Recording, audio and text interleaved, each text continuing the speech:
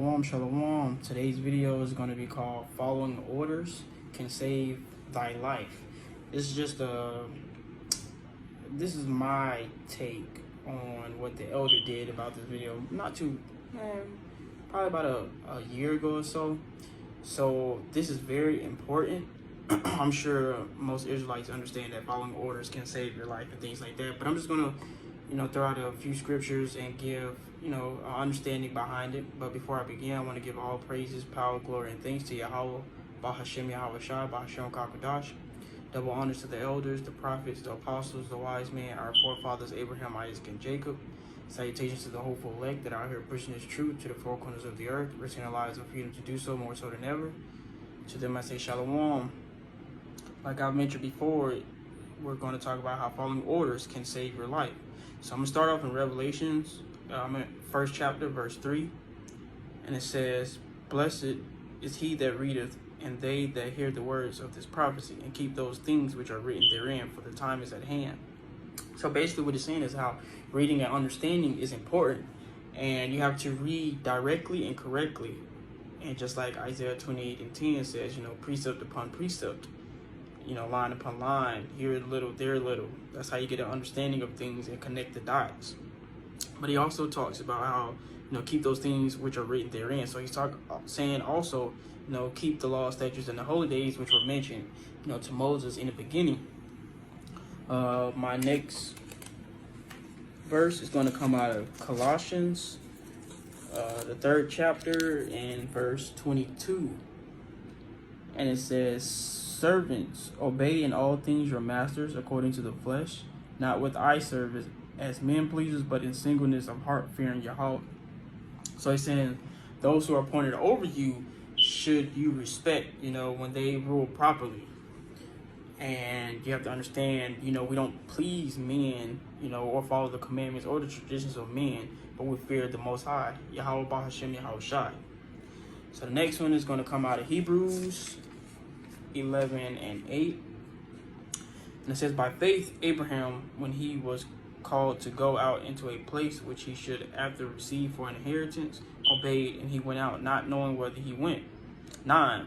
By faith he journeyed in the land of promise, as in a strange country, dwelling in tabernacles with Isaac and Jacob, the heirs with him of the same promise." So what he's talking about is, trust. You must trust in the Most High. You can say one thing, but you have to truly, trust and believe in the words of the Most High, and that, he understands that he's going to deliver you from, wickedness when the time comes, So the next one is going to be out of 1 Peter chapter 4, verse 17. And it says, "For the time has come that judgment must begin at the house of Yahudah. And if it first begin at us, what shall the end be of them that obey not the gospel of Yahudah?" So if you understand that judgment starts with the children of Israel, it's going on like you see now. You see, the 2/3 getting knocked off left and right.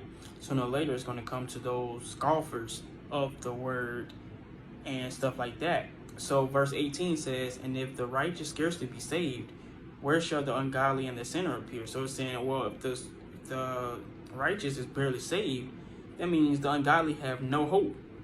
19, "Wherefore let them that suffer according to the will of Yahweh commit the keeping of their souls to him in well-doing as unto a faithful creator."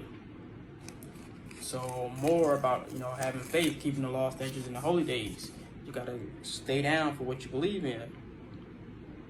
I can also jump to Ezekiel, the 9th chapter.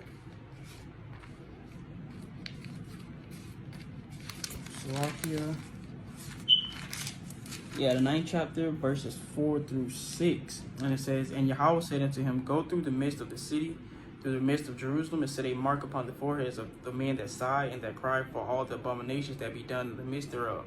So basically what he's saying is, the men of the Lord, that's understanding and being awakened to understand that this world is, given into the hands of the wicked. Job 9:24. And he talks about how we're just surrounded by wickedness, and we always sighing and things like that because there is no righteousness, or is little to none in this world. 5, "And to the others he said in mine hearing, Go ye after him through the city and smite. Let not your eyes spare, neither have ye pity. 6. Slay utterly old and young, both maids and little children and women. But come not near any man upon whom is the mark, and begin at my sanctuary. Then they began at the ancient men which were before the house. So that's just going more in depth into 1 Peter 4:17. He's talking about that mark, that Yahweh Bahashem Yahweh Shai is going to set upon, his righteous individuals, just like how the mark of the beast have their own marks. The next verse and the final verse that I'm going to end with is going to be Isaiah 10:6. And it says, I will send him against an hypocritical nation, against the people of my wrath will I give him a charge, to take the spoil and to take the prey and to tread them down like the mayor of the streets. So it's saying the Lord is, the Lord is coming to bring judgment, and he's starting with the house of Jacob. So follow orders, because he's going to start with the righteous, the children of Israel, and work his way down. It goes from righteous.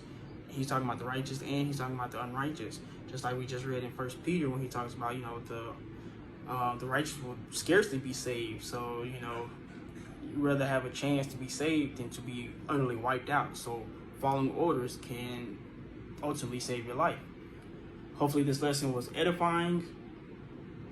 Before I leave, I want to give all praises, power, glory, and thanks to Yahweh, Bahashem Yahweh Shai, Bahashem Rakakadash. Double honors to the elders, the prophets, the apostles, the wise men, our forefathers, Abraham, Isaac, and Jacob. Salutations to the hopeful elect that are out here pushing this truth to the four corners of the earth, doing the best that they can to uphold these laws, statutes, and the holidays, and edifying one another. To them I say Shalom. Kwam Yasharala, Shalom. See you on the next lesson. Yahweh Ratazah. On today's video. All right.